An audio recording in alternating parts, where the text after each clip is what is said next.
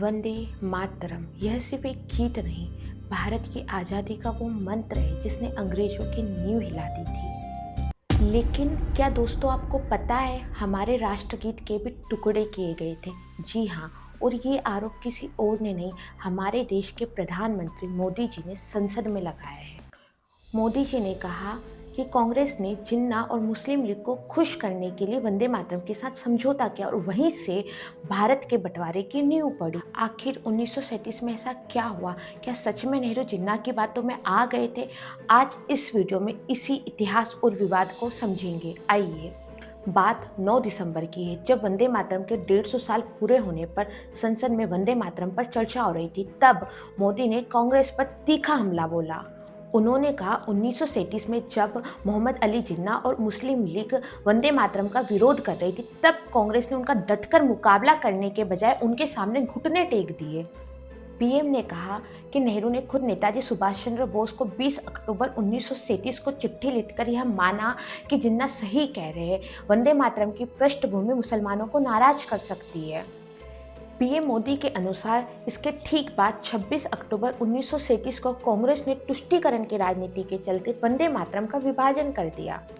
इसे उस वक्त सामाजिक सद्भाव का नाम दिया गया, लेकिन मोदी जी का कहना है यह सिर्फ एक धोखा था। पीएम ने कहा कांग्रेस ने उस वक्त वंदे मातरम के टुकड़े किए और इसी मानसिकता के चलते आगे चलकर भारत के टुकड़े हुए।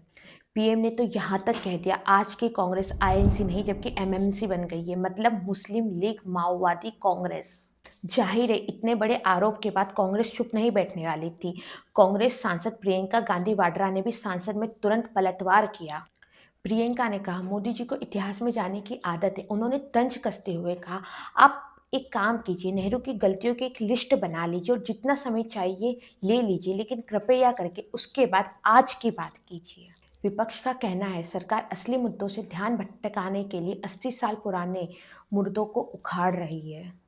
पीएम मोदी ने याद दिलाया जब अंग्रेजों ने गॉड सेव द क्वीन गाना अनिवार्य किया था, तब बंकिम बापू ने उसके जवाब में वंदे मातरम लिखा था और महात्मा गांधी भी इसे राष्ट्रगान जैसा ही मानते थे। तो दोस्तों यह था पूरा संसद का घमासान, जिसमें एक तरफ मोदी जी का मानना था इतिहास की गलतियों को याद रखना चाहिए, वहीं विपक्ष का मानना था सरकार को इतिहास को भूलकर वर्तमान पर ध्यान देना चाहिए। आपका इस पर क्या सोचना है? 1937 में वंदे मातरम को छोटा करना एक सही फैसला था या एक ऐतिहासिक गलती थी? कमेंट करके ज़रूर बताएं। और क्या ये बंगाल इलेक्शन के लिए हुआ है, ये भी ज़रूर बताएं दोस्तों। धन्यवाद। जय हिंद। वंदे मातरम।